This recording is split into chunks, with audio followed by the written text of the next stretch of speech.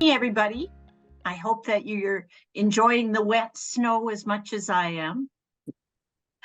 I hope that we can get some serious, we've got the experts here, folks.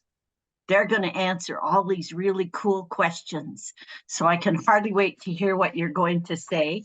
My name is Kat Smythe. I'm the horticulturist with the Calgary Horticultural Society. No, I'm not drinking wine tonight, Michelle. Didn't flub it. Anyway, I would like to, first of all, do a little bit of housework. As we go along, if you could just keep yourselves muted and put your questions in the chat if you have questions. And if you can't do that, just put your hand up and the volunteer will let me know that you have a question and will tell me. And our volunteer tonight is Vicky, so we will go from there. But first, we respectfully acknowledge the enduring and active relationship of Indigenous people with this land, specifically the area in which we inhabit today, also known as the traditional territories of the people of Treaty 7. The Society as an organization is focused on the well-being of the land. We endeavor to honor Indigenous, Inuit, and Métis rights and relationships with the land, and the ability for all to grow, live, work, and play within this territory. So thank you, everybody. Tonight, I'm particularly interested in this talk myself because I will be the first one to put my hand up and say, I know some of the native plants, but I primarily know the native plants that I have taken to carrying a book, a wildflower book, when I'm walking my dog and I see the native plants and the things that grow down by the river here and out where I got lost one time in Canmore, hate to admit it, but I took a different turn and the plants were totally different up there. So I have to go on from there and say, well, let's try to learn. So our guests tonight are, for April, are Johanne Reid and Laura Skulski, and they are with the Alberta Native Plant Council. And our other guest is probably known to most of you. Her name is Latifa Pelletier-Ahmed, and she's with the ALCLA, and she's a local grower and seed producer for native wildflowers. So as we go along, the Alberta Native Plant Council, it provides education, and I'm looking forward to some of that. It does a lot of research, and it helps conserve and develop guidelines around the use of native plants. So I'm going to start with Johanne Reid, and I'm going to let her tell you a little bit about herself and give me your most passionate thing about wildflowers and native plants. Okay, well, I think the thing about native plants for me that keep me interested is that there's always something to learn. And the most amazing thing that I've learned lately, and in the last 5 years, and that I have to continue to explore, is the fact that 90% of insects depend on native plants for their livelihood and have specialized relationships with plants. And so it's really important for us to learn about those specialized relationships when we're planning our gardens, because those are the relationships that we're trying to foster when we're planting native plants. Interesting. I've always looked at the relationships and tried to build where they are next and what the next phase of it is. So I look forward to hearing a little bit more. Lori, I think I already expressed to you that you have the most amazing plant ID skills that I've seen, but tell me a bit about yourself and why you were involved with the Alberta Native Plant Council. Sure. Yeah, my name is Lori Skulski. Some of you might know me if you're involved in the Facebook group, Alberta Native Wildflowers, Plants, Trees.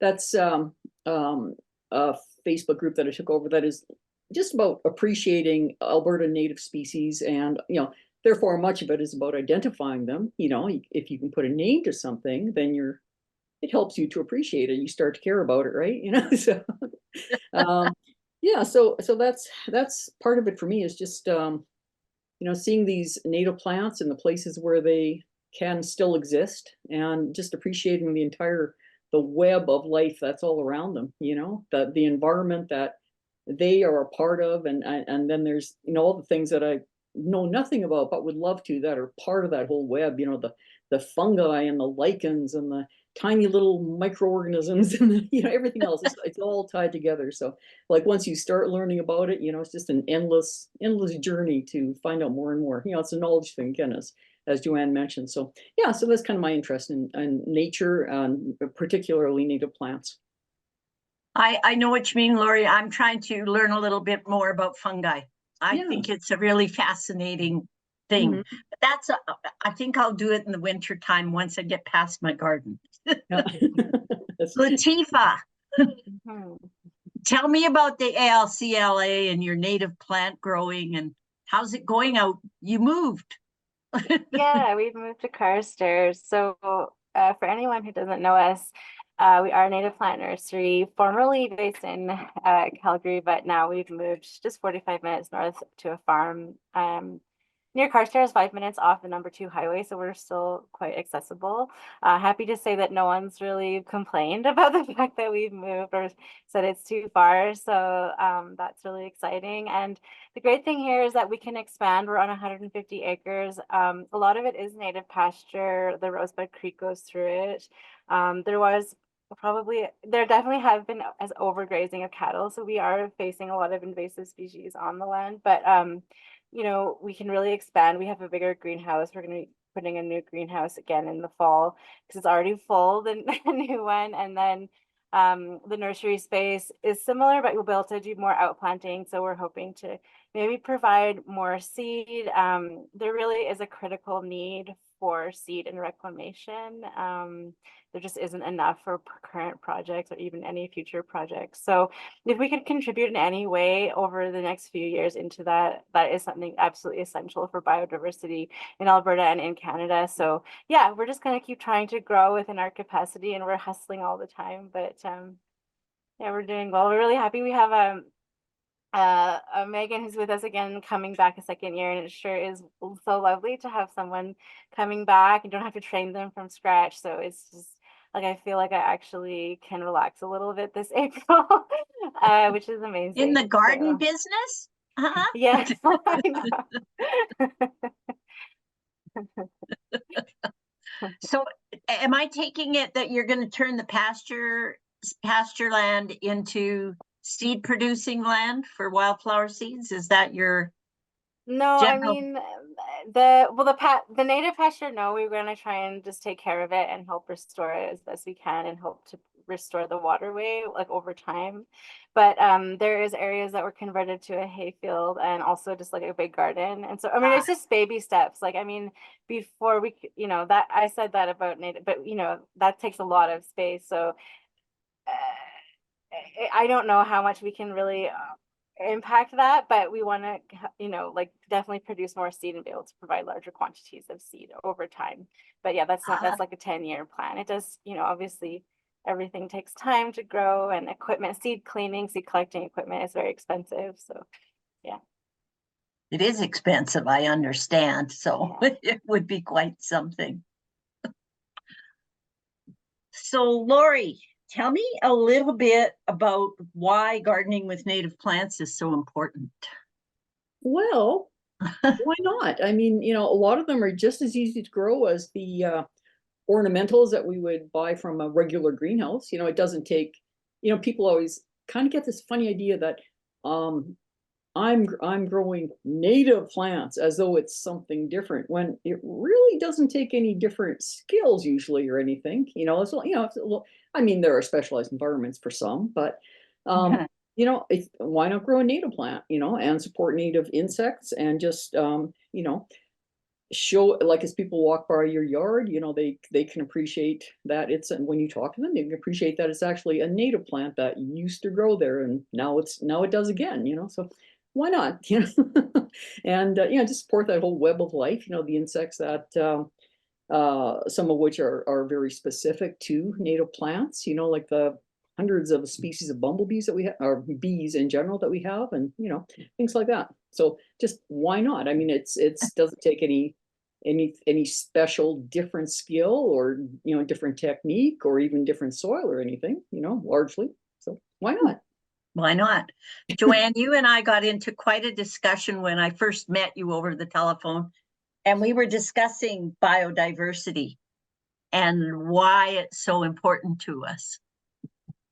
So, Well, I mean, biodiversity is something that is declining at an unprecedented rate, of course. I hate to be doom and gloom, but there are positive things happening everywhere, and people are learning more and more about how important it is and how to support it.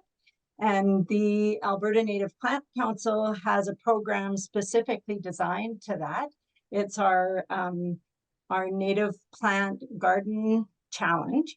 And we challenge everybody to do 1 square meter of their yard in native plants for the first year, just to try it out and to see what they can attract to that 1 square meter.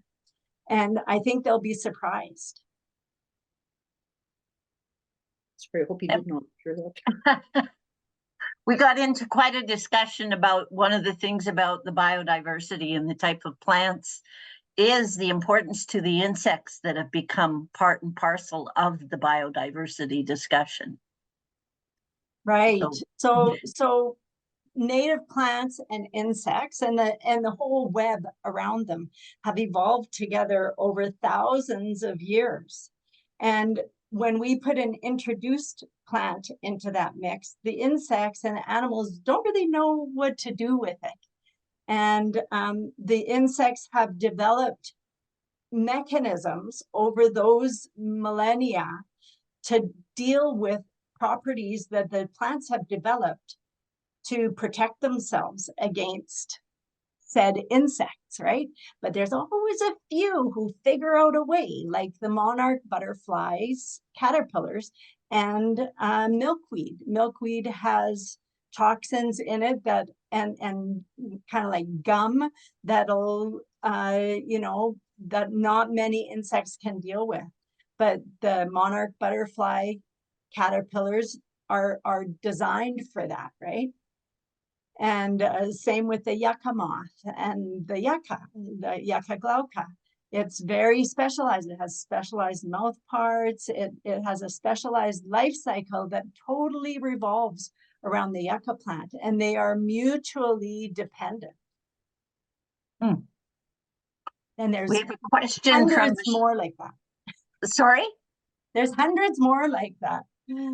Oh, that goodness. We need to learn about. Okay, so you should write a book. Maybe. Or a chart. I'll get Lori to help me. Okay. Michelle's asking approximately how many plants would you put in to fill a square meter? And do you recommend groupings of some plants for the maximum biodiversity?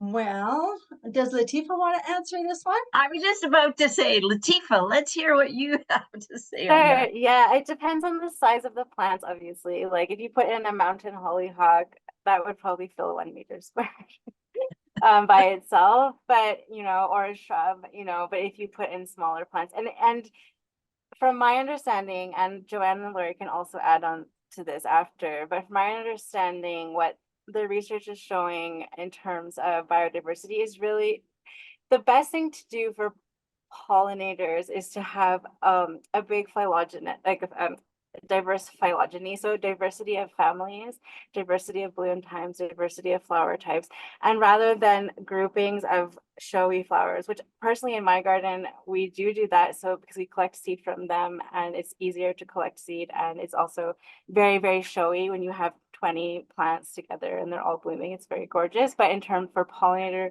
diversity, from my understanding, what the research is saying is that it should be more mixed. Please always include grasses. this is a grassland. Most of us are in a grassland. So if we pretend that grasses don't exist, we're just going to get weedy grass in there anyways.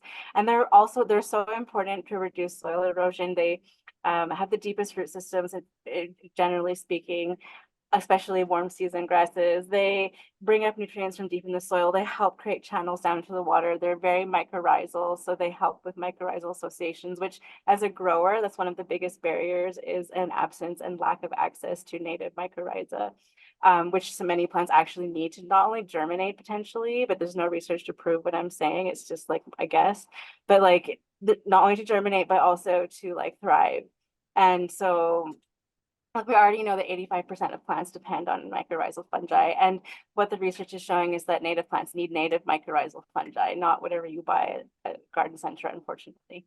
So yeah, I mean, it can go, so yeah, just a mixed diversity. And so you couldn't get quite a few plants in a meter squared if you are including grasses and, you know, creating a mixed community. So yeah. That's a And Is on it, your is space, it true that mycorrhizae fungi is different from group to group to group? Because I know the one you speak of in the garden centers, and I find that it works well with trees, but I wondered about, you know, wildflowers and perennials, etc. Because it's quite a colony once it gets going.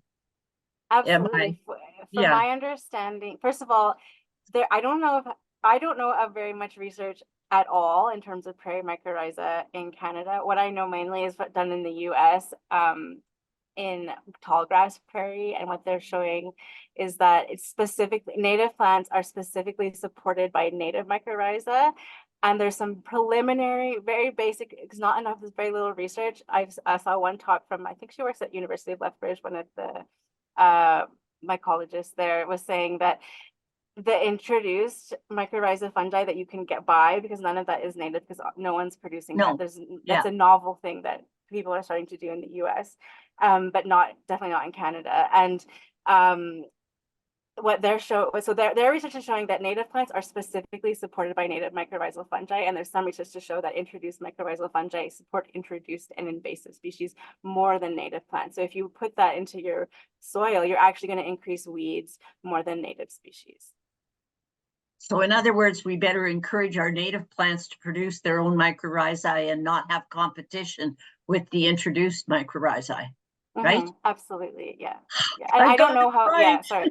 I don't know how well they survive in the soil. I mean, the thing is, products go to market, but there's no laws that say they have to be tested in the ecosystem to see how they persist and how they affect the ecosystem. And we don't really know that much about it, and I don't think there's that much research. Well, it brings us back to biodiversity, my personal opinion. Am I right, Laurie? Am I right, Joanne? you're definitely right. Yeah.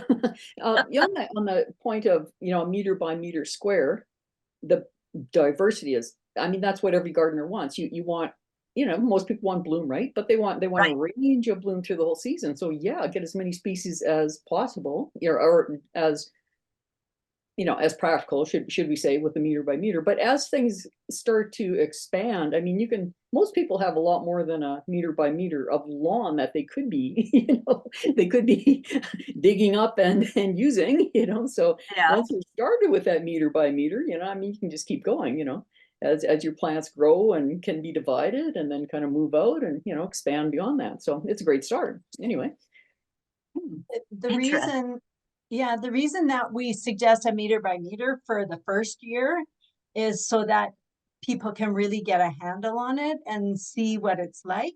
Because if you're growing a diversity of plants in that, and especially if you're growing them from seed, you need to know what they look like, because you will have weeds in there, and you're going to need to be able to identify the weeds from the plants that you desire to have in that square meter, right? Yes. So doing 1 square meter while you're still taking care of the rest of your yard gives you an idea of what kind of work is involved in doing that. And then by all means, we encourage you to expand in the future after that. Mm-hmm. I see. So would you still, as I do to everyone, still discuss compost and adding fresh compost, or letting some of the native soils be in there? How's that for a goodie? What? No answer? Uh, What we tend, I mean, we don't recommend a ton of organic matter unless it's a species Yes. adapted to that. If you are choosing plants from your local ecoregion, we don't, and it's a prairie. Obviously, organic matter is essential, but it's better to it depends on the species. We recommend including legumes and that are naturally nitrogen fixing and are adapted to nutrient poor soils. Um, yeah, some organic matter is okay, and then too much could be well, for example, we've had feedback, and I've read some anecdotal information about this too, that like lupins won't flower if they're in rich soil, for example. So yeah, I guess it depends on the species composition and things like that. And we don't really recommend like disturbing the soil too much, but probably having some organic matter on top before over time is if you don't cut back your material, the natural material, the plant material, organic matter will start to return and rebuild into the soil as well. So, that's good too. But I think that the point I guess I'm trying to make is that you don't need as many inputs as with native plants as you do with introduced species that may be used to different environments. Even in poor soil, many native species can really thrive. Okay. I have a question here from Therese Donlevy. She's asking, is there a list somewhere of native plants for the different parts of Calgary or around the area that we could look for and choose from? Or is there info at local garden centers? Yeah, go ahead, Lori. Oh, that's information that might be available from the city. The city has some programs, trying to promote native plants. I haven't looked at their information lately, or no, I guess maybe I have.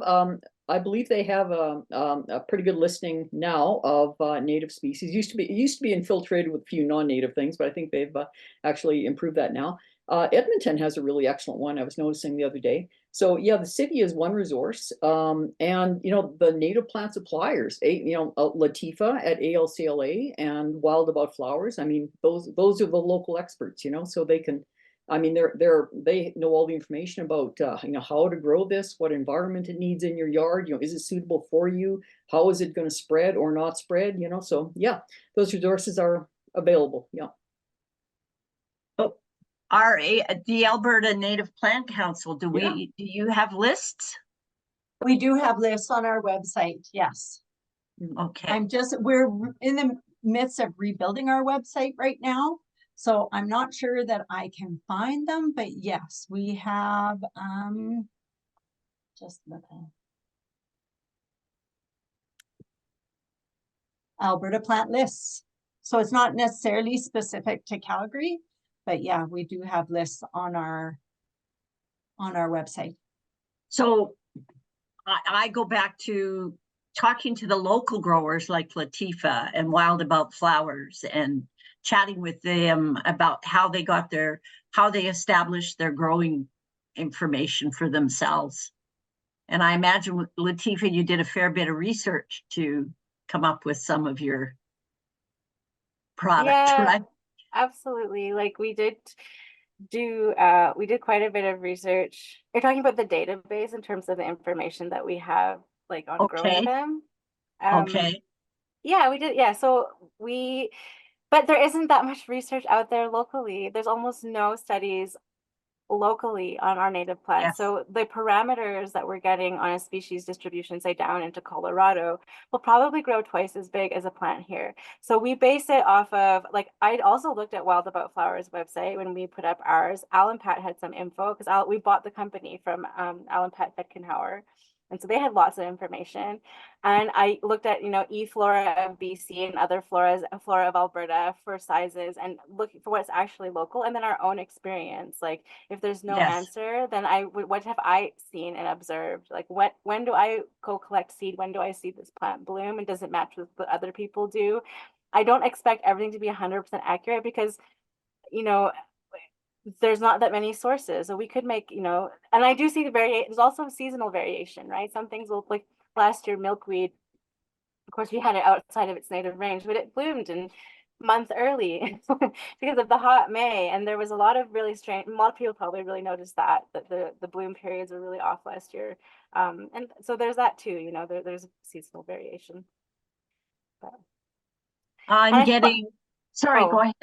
I wanted to add one more thing too, is that when native plants are in a garden, they often get way bigger, 2 or 3 or sometimes more big.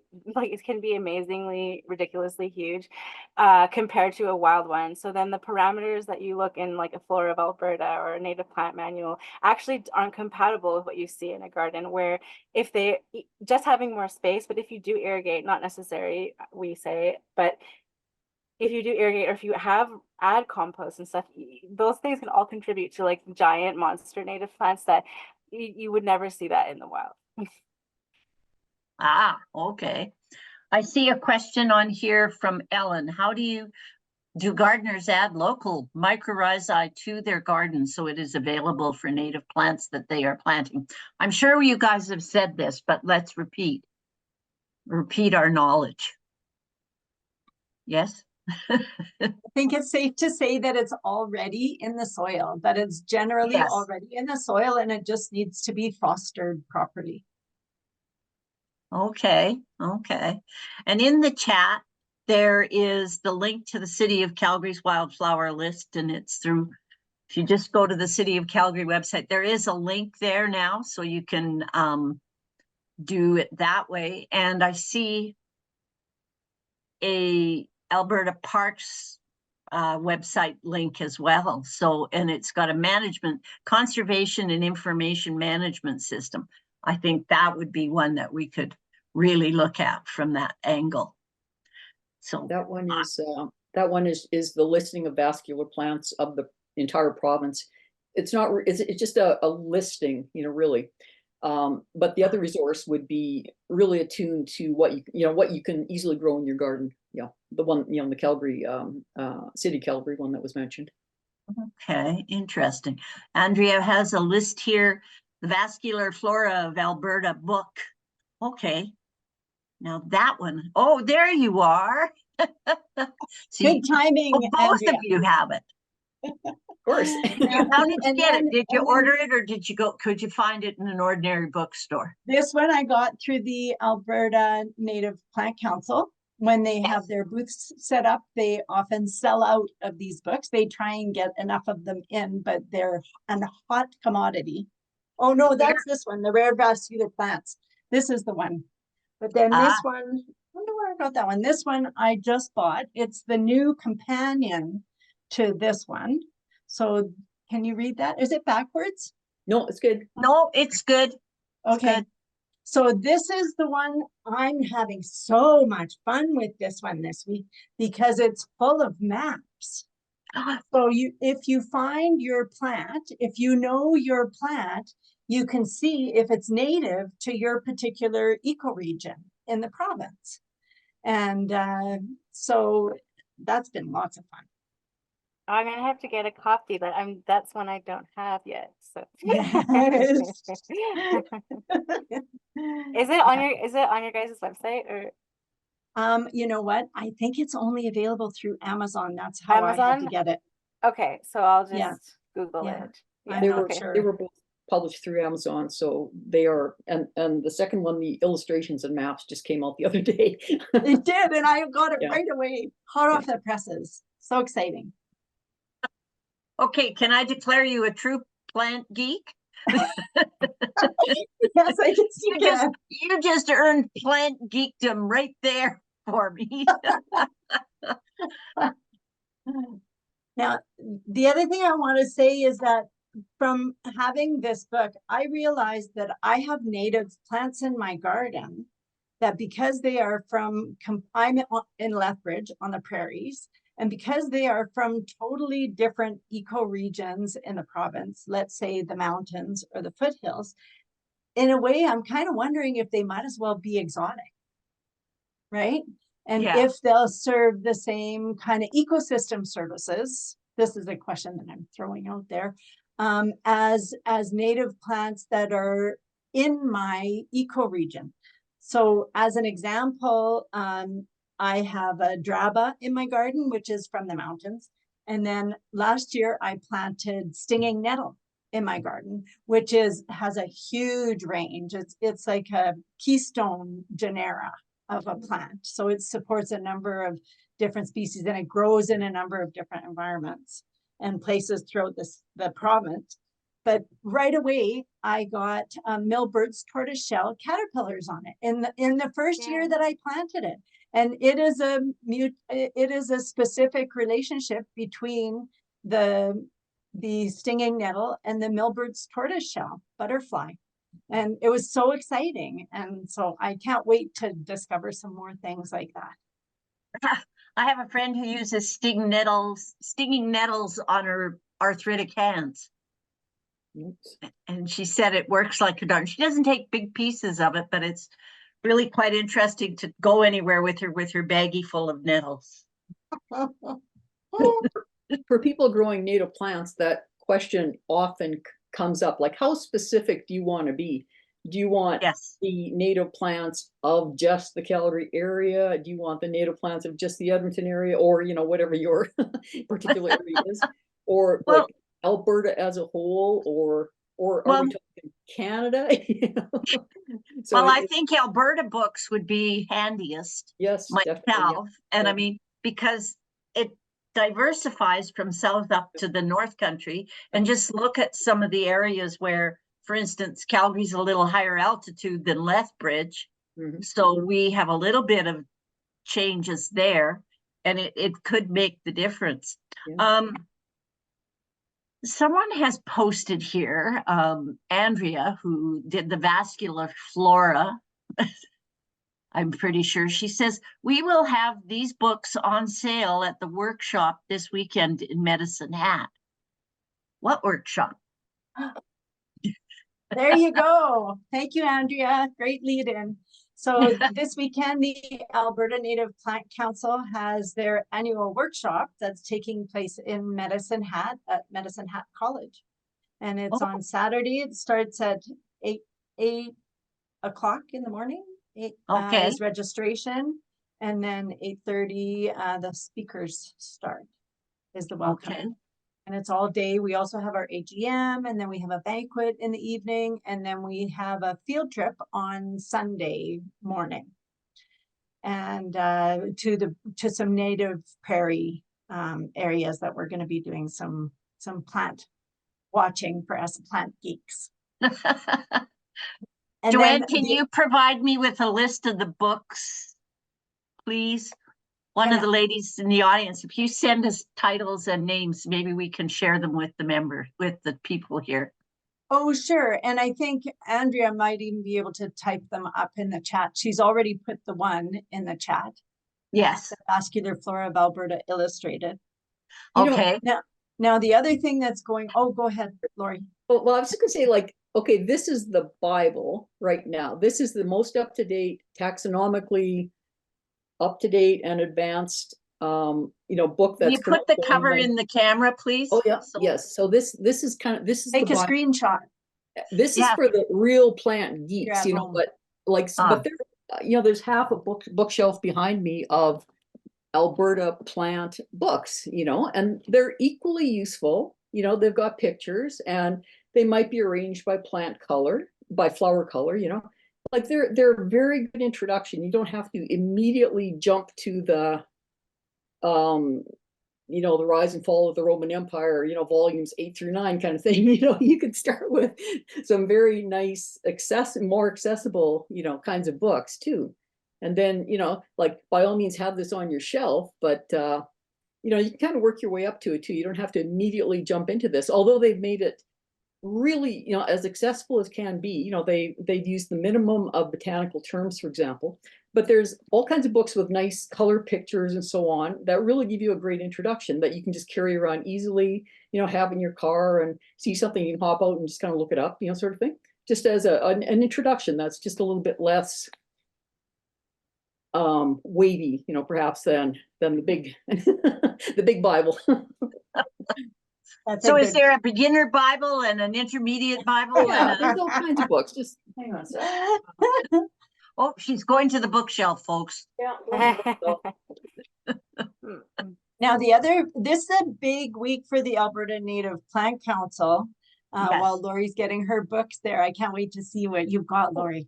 Like, And for example, you know, yeah, yeah. carry Okay. on. You So can what's talk the and then big I'll, weekend? I'll show some pictures. Yeah. Old Excellent. one, Wildflowers of Alberta. I mean, you can get these things at used bookstores, you know? I have Mhm. that one. Yeah. Plants of Kananaskis, you know? Like there's a ton of them, which are, you know, like as I say, arranged by flower color, you know, big pictures. They're accessible, you know? And then Email me a list. oh sure, yeah, we'll do, yeah. Yeah. And then work your way up to the, you know, the gold standard, you know? That's that an would be excellent suggestion. Yeah. One of my teachers, my teachers wrote that Plants of Kananaskis. So Hmm. CC, I'm still in touch with CC. Yeah. One He's of your 85. teachers. Oh, okay. Yeah. So he's not in print anymore. I'm so sad. He said they were gonna do this digital, but Mm. anyways, I need to rebind my copy because it's not in the best shape. Yeah, I have a couple of books on my shelf that have masking tape on them, so I know what you mean. I know of what you speak. So Joanne, you started out to say, why is this a big weekend for you folks? Well, it's a big week. First of all, we week. have this tonight. Tomorrow we have a presentation it's a webinar called Under Pressure, Threats to Alberta Native Plant Communities. And it's by Blake McNeil. And so that happens at noon tomorrow. So if you go to anpc.ab.ca, that's our website. And on the homepage, it'll have all the events that are coming up. So there's a link there for you to register for tomorrow's webinar. There's also information on how to register for this weekend's workshop. Oh. And then there's a call out for volunteers if anybody's interested. If you're a member and you've had an orientation with us, then you can volunteer for us. And on the 27th of April, we'll have our booth at the Commons in Atco Park for the Calgary Horticultural Society's garden Our market. garden market, yes. There you go. Are you going to be there? I haven't decided yet, but Oh, perhaps probably 50-50 right now. oh, okay. Lori, are you coming to the garden market? I haven't decided yet. I'm not much in the plant buying phase lately. I'm more in the getting out, looking at plants phase. Well, there'll be But- some interesting things from that standpoint. Plus, we have speakers. We have some really interesting speakers. Yeah. Okay. I will look into it. Definitely. Okay. All right. Well, Actually, I wasn't aware of that one. I was aware of, I'm signed up for or aware of the talk tomorrow. I'm going to attend it or listen to it, but I wasn't aware of the one that you just mentioned there. So I'll have to look. well, it's through look it up on our web, Yeah. Calgary Horticultural Society, the garden market. Okay, we'll do. Yeah. Yeah. It's Joanne, going to be a raver. It's going to be a raver. Okay. And I'm not singing. Joanne, I just wanted to ask, I really wanted to attend tomorrow. I signed up and I just realized I'm actually doing a workshop at the same time. Will there be a recording? Oh, yeah. If all members of ANPC have access to the members only section of the website, and that's where all the recordings of the past webinars are kept. And so you can catch up on them afterwards by all means. All our newsletters. I'm a proud member, there too. so. Pardon me? I said I'm a proud member, so yeah, Yay. okay. That doesn't surprise me. All right then. So what's the Calgary Plant Study Group? Who's that? So the Calgary Plant Study Group is done for the year right now. And Oh. so they're a group that meets at the U of C, and they have different themes for every month. And so you'd have to keep an eye on the website to find out what's coming up next for them. There's The U of C website? The Alberta Native Plant Council website, which is Okay. anpc.ab.ca. I can put it in the chat. Please, would you? Oh, I think did. Oh, you know what? Somebody else already did. You guys are beating us to it. Oh my goodness, we have a lot of scribes in here. Does anyone else have more questions? Because I could go on forever, but no. Well, I chose to do a wildflower native plant garden at the end of, well, near the end of my driveway. And that was, it's not a square meter, it's more like 2 square meters because I got a little, I went and bought a bunch of Latifa's plants. And so I've done them. And I think I understand what you mean about sometimes in domestication, they grow bigger, because this will be the year I have to lift and divide them because they're a little bigger than I planned on. So my square meter has become a very dense population of really interesting, but I have to tell you, the butterfly collection I've now got is quite amazing. I'm quite watching it also from that. And the other thing that I've noticed is an increase in the number of birds. Is that right? Or primarily? Absolutely. Yeah. Yeah. The other book I'd like to point people towards is this one here, Douglas Tallamy. Oh, yes. Yeah. And Big it's Nature's fan. Best Big. Hope. Okay. Yes. So he says in here that to raise 1 clutch of chickadees takes 6,000 to 9,000 caterpillars. And they don't use the hairy caterpillars. They use the nice fleshy green ones because they're the safest to feed to their young, right? And so most birds raise their young clutches on caterpillars. And so the more caterpillars you have in your yard, the better. And the more birds you'll have. So I wish they'd settle in my broccoli then with the cabbage white larvae that I have the battle with. But no, I've noticed that there's a lot more birds in my front garden in the last 2 years than there's been in the past. And I think it's because I did the native garden out front. So I think I'm going to relocate some to the back and see what I get. But the other bird that I have that I'm quite stunned by is the little woodpecker. I forget it's Downy. Crawford, the downy. And I can't believe it, but I think the same pair are back this year because they were out there yesterday. So Lovely. I think that's a really good sign. And it's quite interesting what my hobbies have become besides my plants. I watch the birds and I go count butterflies. So Isn't it Who knew? heartwarming? I just think that since I've started growing native plants, like I've become interested in so many other creatures, and I see new ones all the time that I never thought existed, and it's just an endless discovery. It's so much fun. Something that really is a big help with that, just understanding all the things that are around us, is using iNaturalist. Yeah, you're familiar with that. Yeah, so iNaturalist is a citizen science what do you call it? A platform, I guess, where people can take photographs or sound recordings, whatever, and post them. And, if they know what it is, they can say what it is, or they can, just do that in order to find out what their creature is, or their plant or anything else. And it's just a great educational tool and just a way for people to just see more and more and understand how things are connected, and see what's in their yard, and start to recognize what those insects are and what they feed on and what they feed, which birds, that kind of thing. It's another great tool just for seeing the diversity of life. It's great.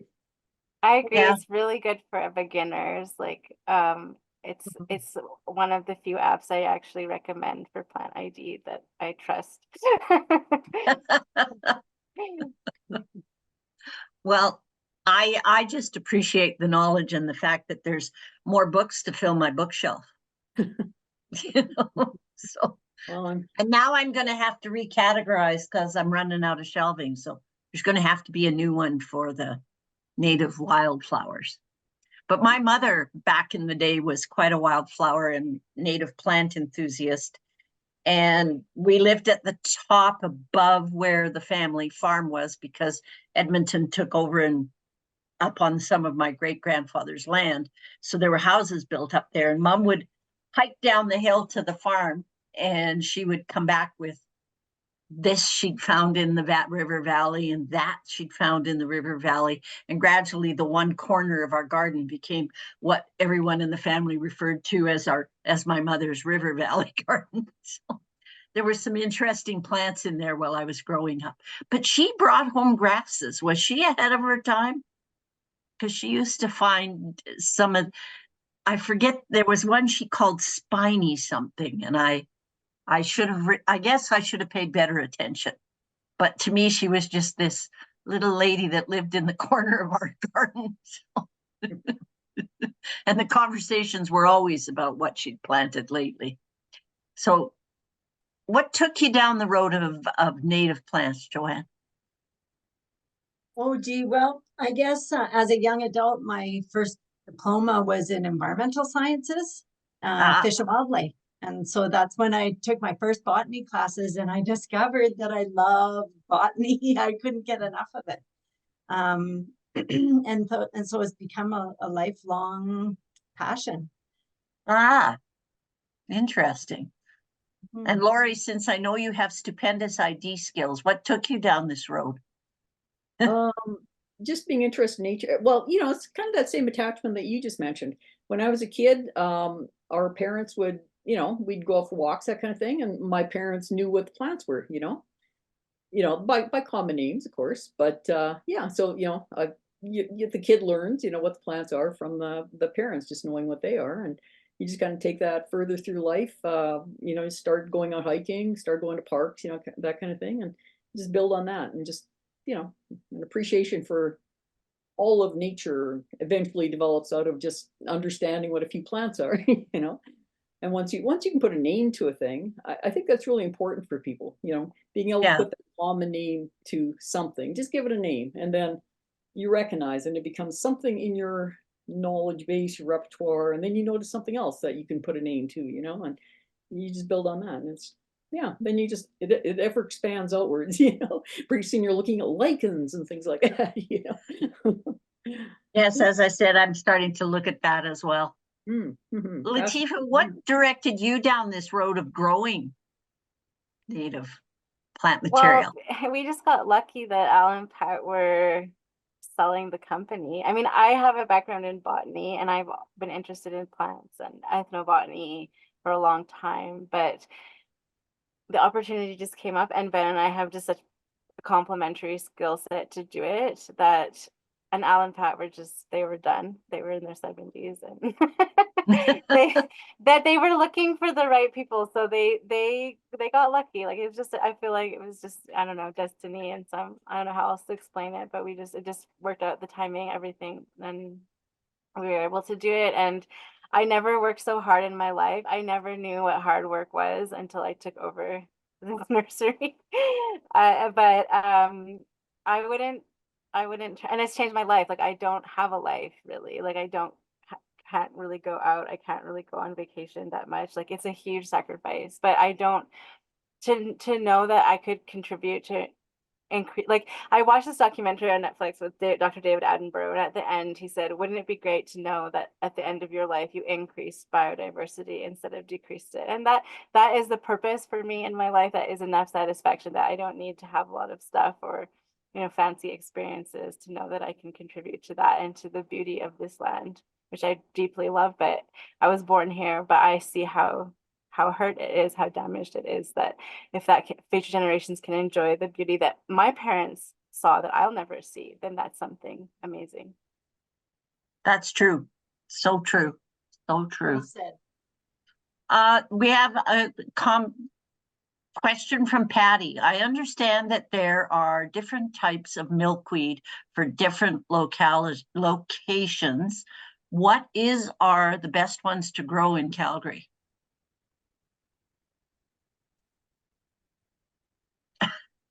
Well, I don't think there's any, well, I don't, no, Latifa, you would know better, but I don't think there really are any that are directly native right in this area. You know, they're more southerly or more northerly, really.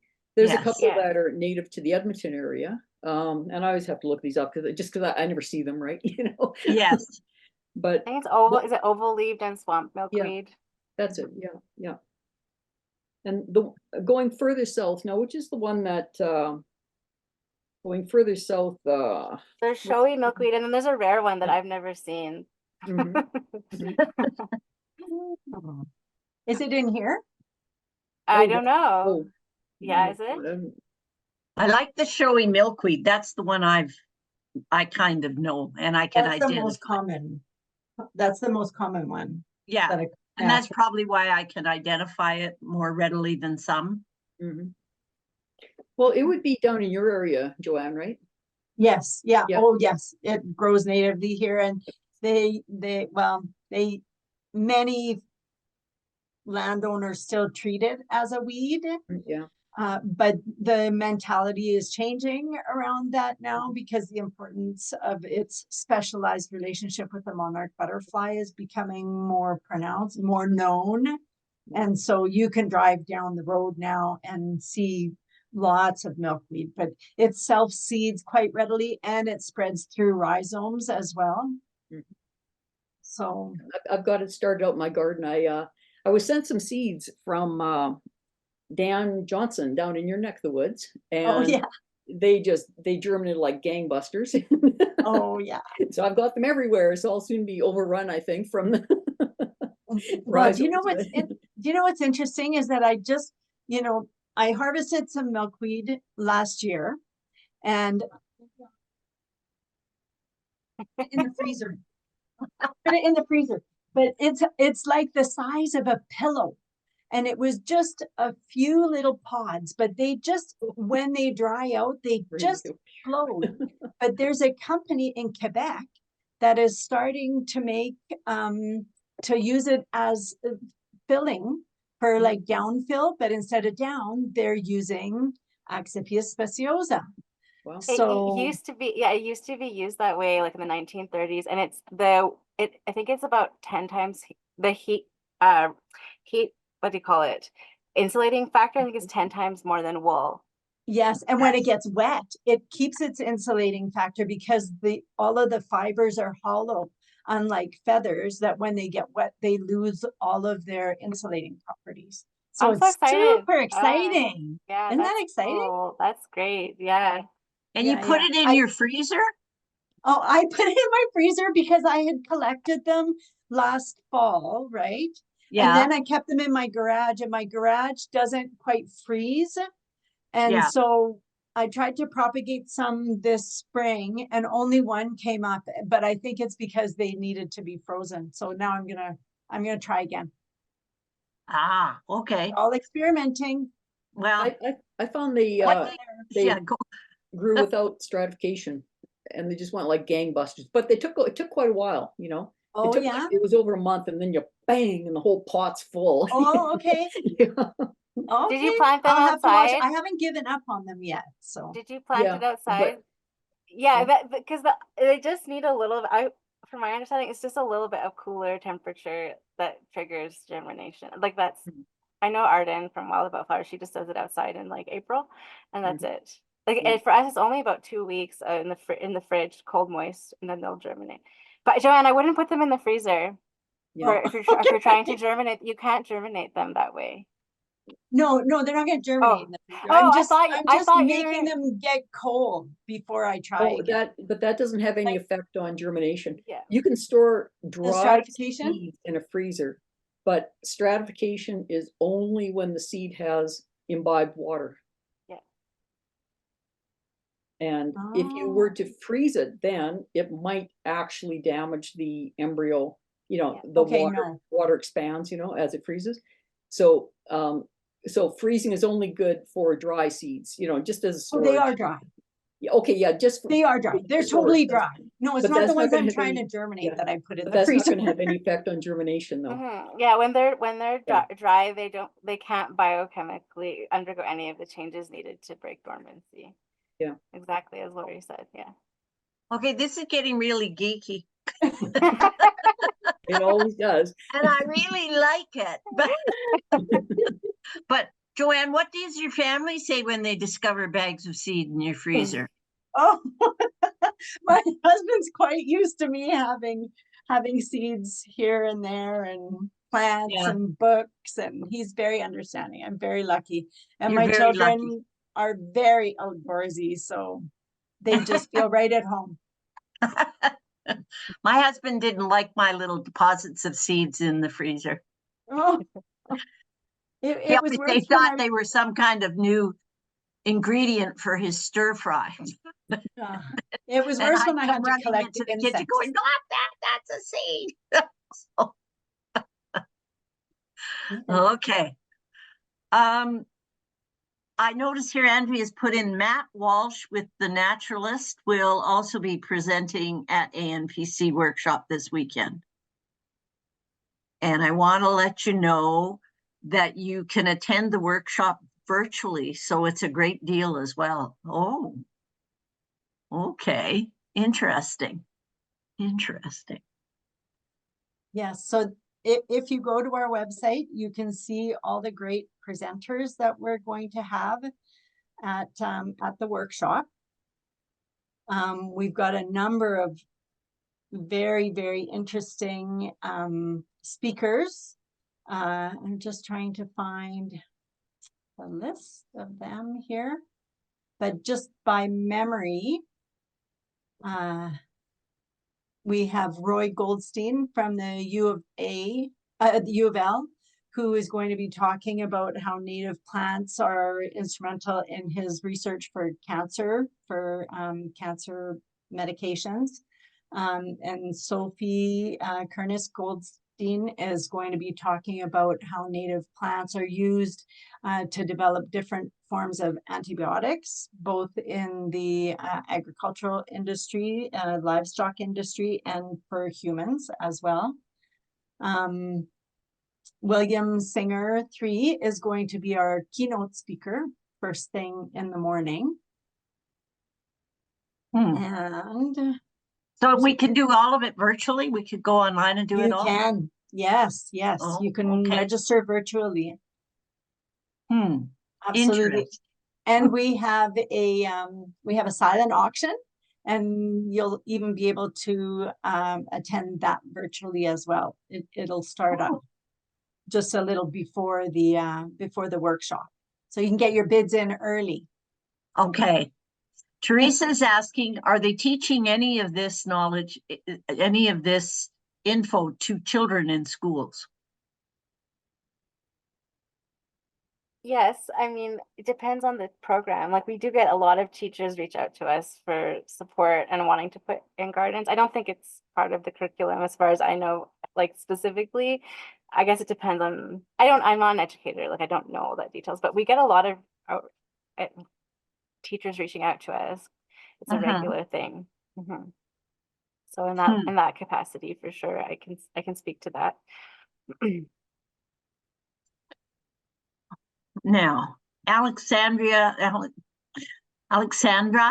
if I wrecked your name, just let me know. Hearing that restoration work with native plants can be difficult, is there that expectation with gardening as well?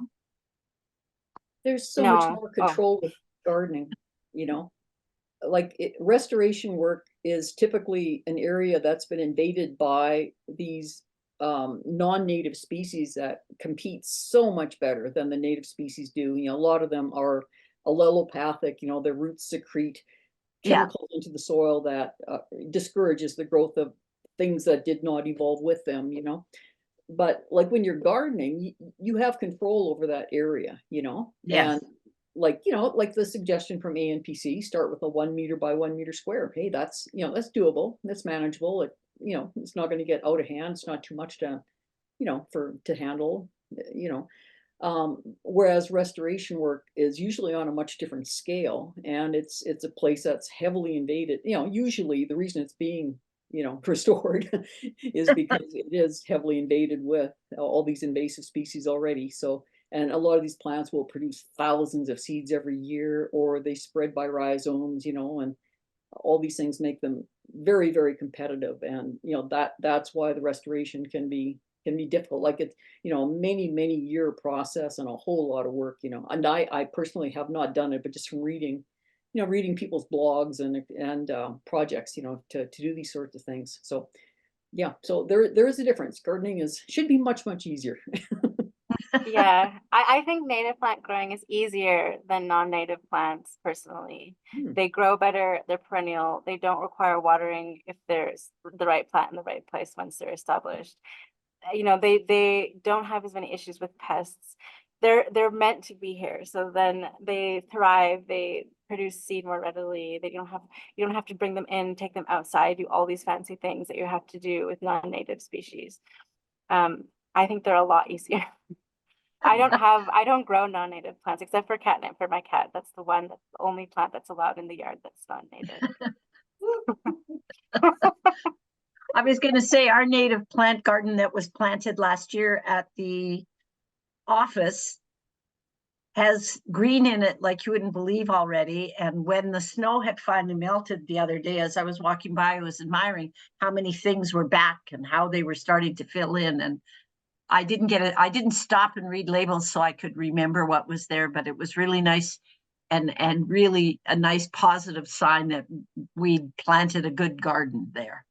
So I can hardly wait to see it in another about 2 or 3 weeks, because I think it'll be just gorgeous, personally. And it has a lot of rabbits that live with it, or did.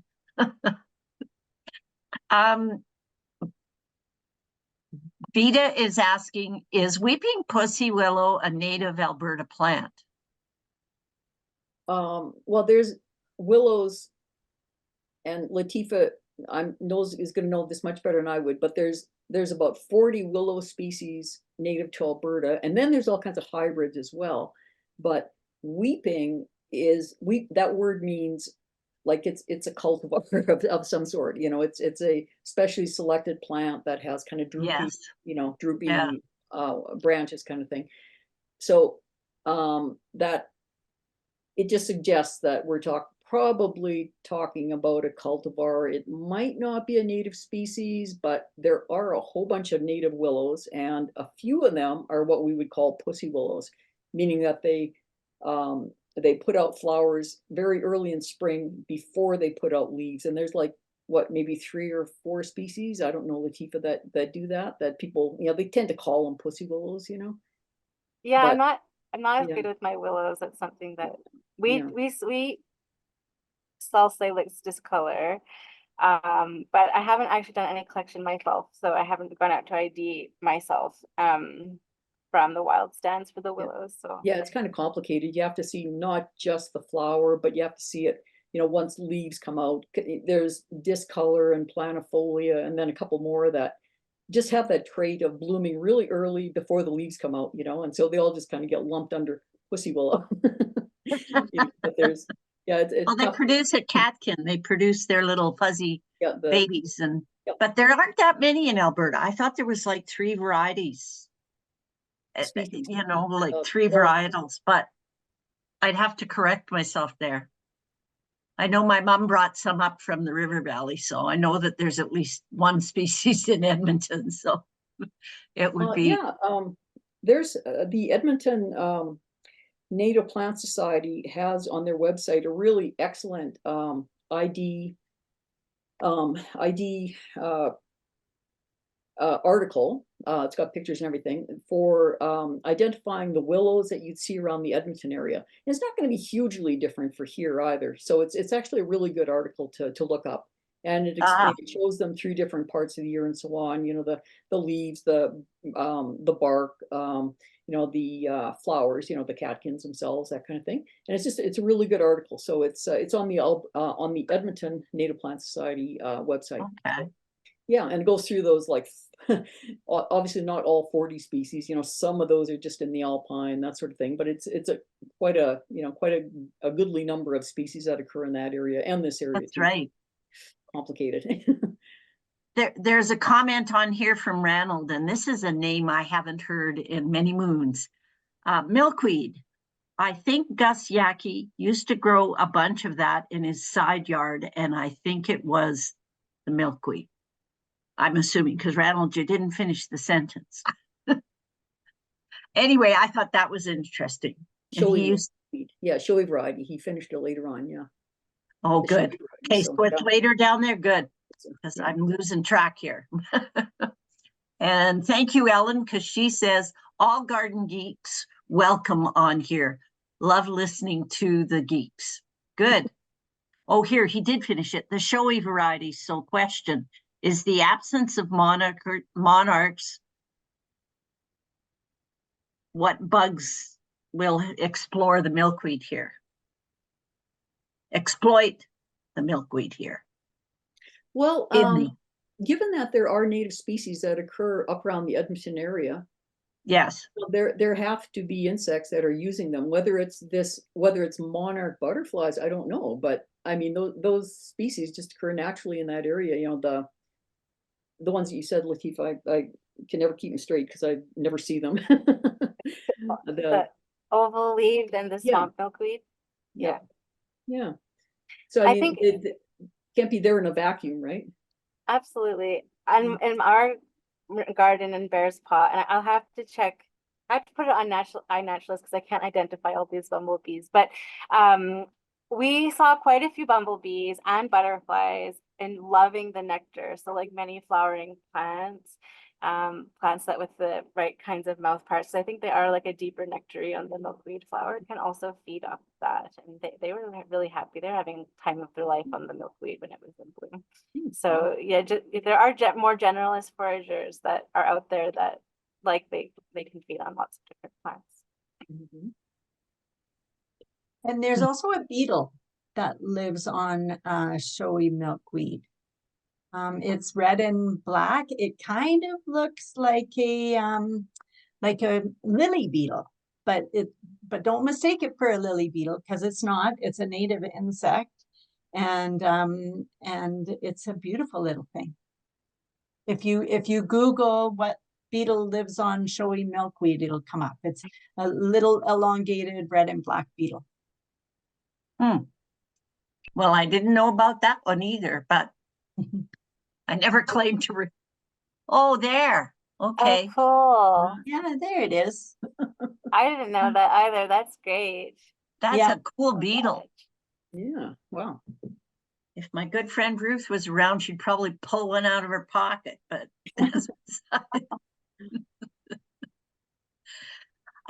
so I have a couple. Who brought up Doug Tallamy? Was that you, Joe? I'm a great admirer. Tell us a bit about him so that if anyone else wants to discover him. Oh my goodness. You know, I went back to horticulture school and I thought I wanted to do it for food security reasons. And I know that that's really, really important. But then I went to the Green Industry Show and one of the keynote speakers there suggested this book, which is Nature's Best Hope. And driving back and forth between Olds and Lethbridge, I would listen to it in my car. And I was just like, oh, these aha moments while he was, while the book was being read to me. And it just makes, once you read the book, it just makes so much sense. How insects are tied to plants, and then it just goes all the way up the food chain. It all starts with the soil and the plants. And that's why I like him. I like his tie-ins to the soil. I really like the way he does that. But I also like his scheme of how the insects, everything's a cooperative to work together.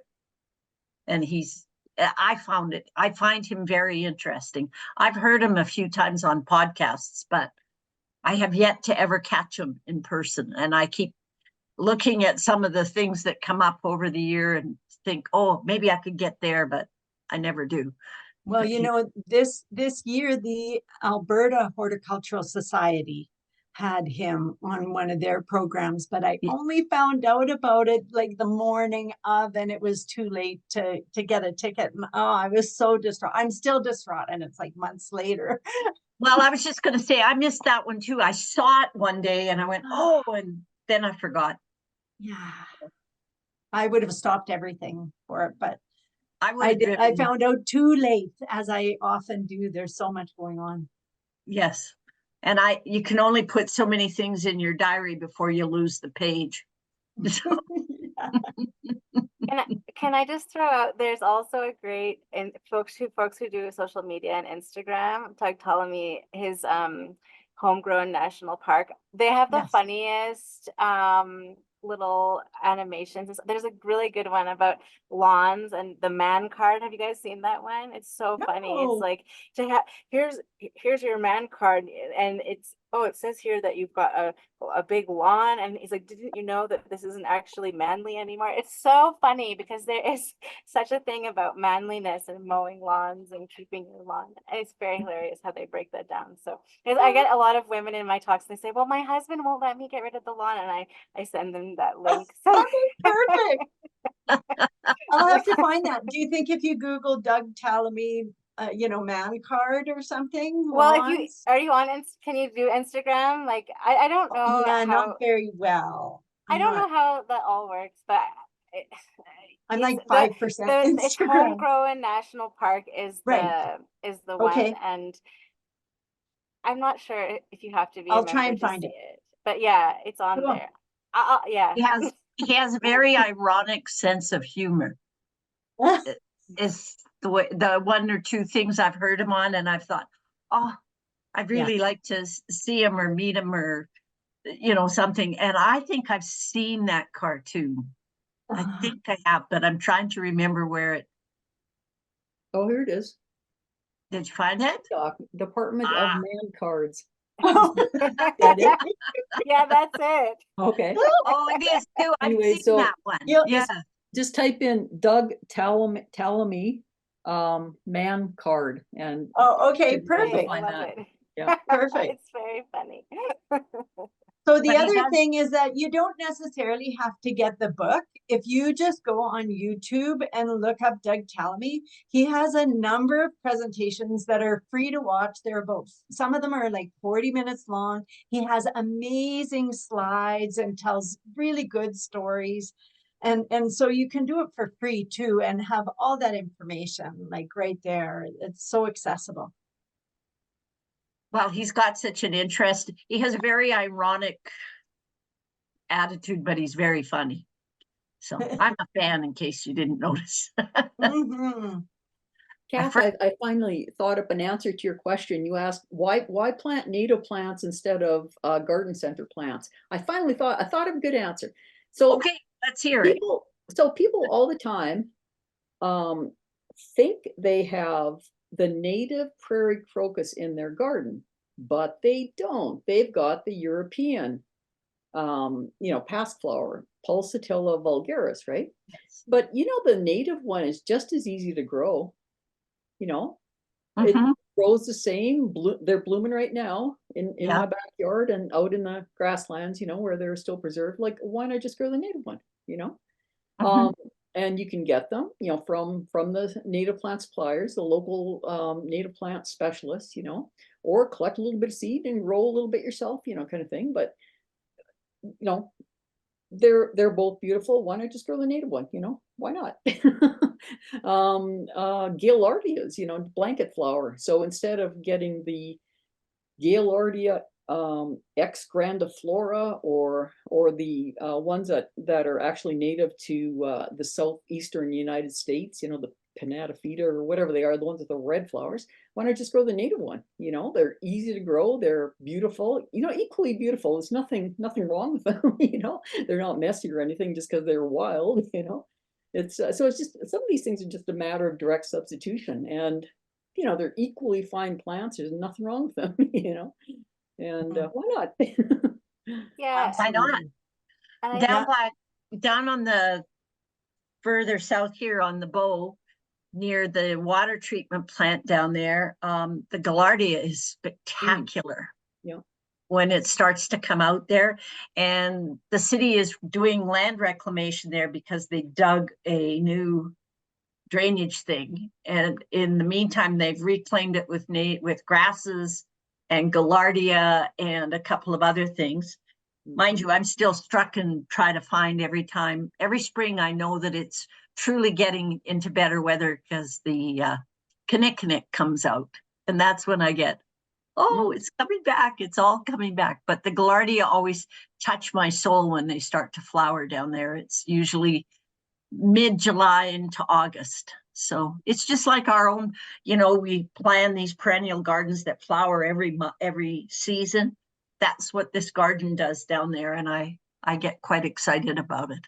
Yeah. It's all, yes, Joanne. I was going to say, I think the other like huge reason, and it's just a fringe benefit that exotics don't offer, is that native plants offer way more ecosystem services. And so those are services that your garden can offer to the surrounding natural environment. Mm-hmm. Yeah, and that's the part that I like the best. Latifa, in 50 words or less. What is it you like best about a wild native plant garden? Exactly what like what Joanne and kind of Lori already touched on. It's that they support the life that is here, and that this land, this like Treaty 7 territory, Calgary, or air greater area cannot be healthy, and we cannot be healthy. Like it's not supposed to be what. Like I studied, my dissertation is on skin bacteria, and we require the greatest diverse. There was a study in Northern Europe. This is one study, but I'll just children had less incidence of eczema because they had a higher skin bacteria when they grew up around uncommon native flowering plants, because native plants are from here. They support biodiversity, not just in insects and birds, but in microbes, and we need those same microbes to be healthy. And this land cannot be healthy without native plants, and we can't be healthy on this land without native plants. How many of the native plants are edible? Lots of them, lots. Yeah. Yeah, I mean, some of them have small leaves or little flowers, but there's the big highlights. Like, I mean, nettle is a fabulous food, and there's 10,000 recipes online. Fireweed is a wonderful food. Ground plum, I'm trying to get people to grow ground plum. It's native to Calgary, S3, so does have rare status. Why aren't we growing that as our perennial veggie? It's so tasty. What was the Latin for it? Astragalus crassicarpus. Oh, yes. Okay. It's really lovely. Of course, chives. There's native chives. Chives are native, and onions, and those are some of the big ones that are coming to my mind. But a lot of edible roots as well. I finally got my fernleaf biscuit root, Lomatium dissectum, to grow. I haven't actually made it available to the public, but it's with. The seeds were not ripe for several years because of the drought, but 1 year I finally got ripe seed, and they have huge leaves. You can use them just like parsley. Wild mint, wild bergamot is just as good for oregano. It's better. It's 10 times stronger than conventional oregano. I love it. Giant hyssop, when it's used fresh, tastes exactly like fennel when you use it in a smoothie. So there's lots. Very nice. Very nice. Joanne, do you eat any of the native? Well, I did I steamed my stinging nettle last year. Yes. And at the time I was suffering from some kind of ailment that I felt that it had a positive effect on, like a stomach bug or something. And I was making like a broth with stinging nettle in it. And I recovered quite swiftly. So that's completely anecdotal, but yes, I do eat native plants sometimes, if I definitely know what they are and that they won't poison me. Well, I always think stinging nettles has a flavor once it's cooked, but I can't bring myself to bite into it while it's still not cooked. I don't know if you can eat it raw, because I think there's something that you can do to get rid of the sting though, and you can eat it. Like it doesn't have to be, like totally mushy cooked. Okay. If you roll the leaf, because the hairs are on the underside, Yeah. am I right? Or so if Yeah, you they're roll, on the bottom. The hair, so if yeah. you roll It's it the other way, you can eat it raw. Like there's the compounds. Now they're saying it's mainly histamine, although there's been so many different, like they used to say formic acid, but I think the latest thing is it's mainly histamine in there, but they don't affect you if you chew it, only when they inject your skin. Yeah. interesting. Mhm. Lori, have you ever eaten any wild plant material? Well, sure, strawberries and Saskatoon berries, and yeah. Of course. But I mean, that's a great reason to grow these things in your yard, right? Because then you're growing them yourself. You can harvest from the things you're growing. You're not going out to a provincial park or something and harvesting Yeah. there, right? You're taking it right from your own yard where you're growing it. Perfect. Rose hips can be used as a tomato substitute. They're just as good. But Which actually, convenient. rose hips, Oh, yeah, yes. yeah, they're good I like too. rose hips. And there's, 100 grams of I mean, there's no research on our native ones here, but 100 grams of cooked Alaskan wild roses contain 700 times your daily recommended intake for vitamin C. Yes. And I mean, there are a lot of people that drink and make their own their own rose hip tea. It's very, very therapeutic. A lot of vitamin C in there. So it's good. Any day now. I won't forget, and I'll wait for the rose hips to form and make my own. Because that was my dad's big complaint down by the back of the yard when he was cutting the grass, was that my mom had all these wild roses with the big rose hips, and you'd hear him in the back there muttering away and pushing the lawnmower around. And anyway, that's beside the point. Well, ladies, this has been really interesting. And I'm really excited. I'm hoping that you're coming to the garden market, Joanne and Lori. I would really like to meet you in person so that I can say, I actually met you, but you'll have your booth there, so we'll be able to maybe see those books, right? Oh, you'll have them at the garden one? At the garden market. Garden market, yes. I'm hoping you guys are going to have a table, right? The AMPC is trying to have a table. They're looking for volunteers. Ah, okay. And so I don't know where that's at right now, but it's a distinct possibility. Oh, we will be there. There you go.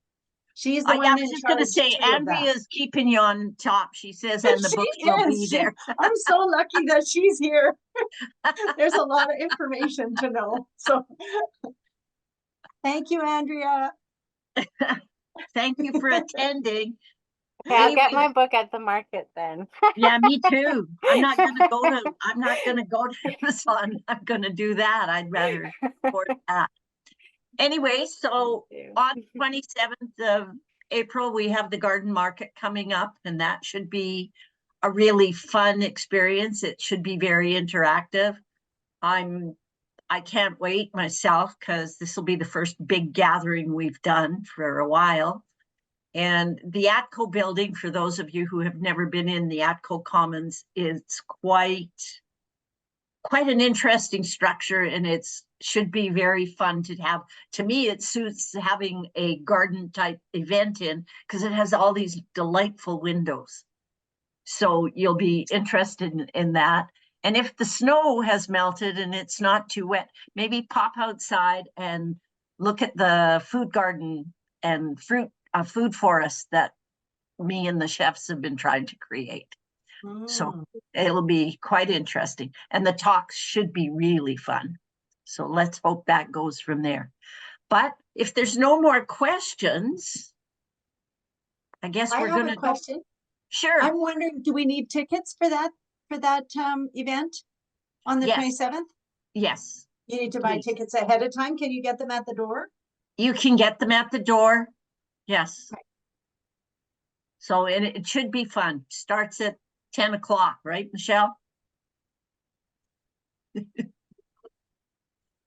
Right. Sorry, I'm frozen. I was just going to say, it looks like you're frozen. Are you coming, Latifa? Oh yeah, we'll be there. Yeah, we'll be there. We'll have a booth. I think we'll have some monkey flowers because they'll be big enough, and some butte primrose from the greenhouse. So we'll bring some of the bigger plants along too. That and Oh, seeds. that'll be so exciting. And you guys can order the tickets online as well. So that'll be fun. Okay, good to know. Anyway, well, thanks everybody. Have a good evening. It was a fun way to spend a spring evening. And I'm going to invite you guys back because this was really interesting. Except I'm going to have 20 more questions. And I also am going to go take a picture of my front driveway so that next time I can show it. Thank you so much for the opportunity. Well, thank Yeah, you. thank you. Thank you. Yeah, it was so much fun. We'll see and you soon. It was nice to see you. Great Yes. to share space with so many lovely folks. Lori and Jan, you're so knowledgeable, so lovely. Yeah, Oh, Thank you. Thanks, Nice meeting everybody. Everybody again. Thanks. But that was great.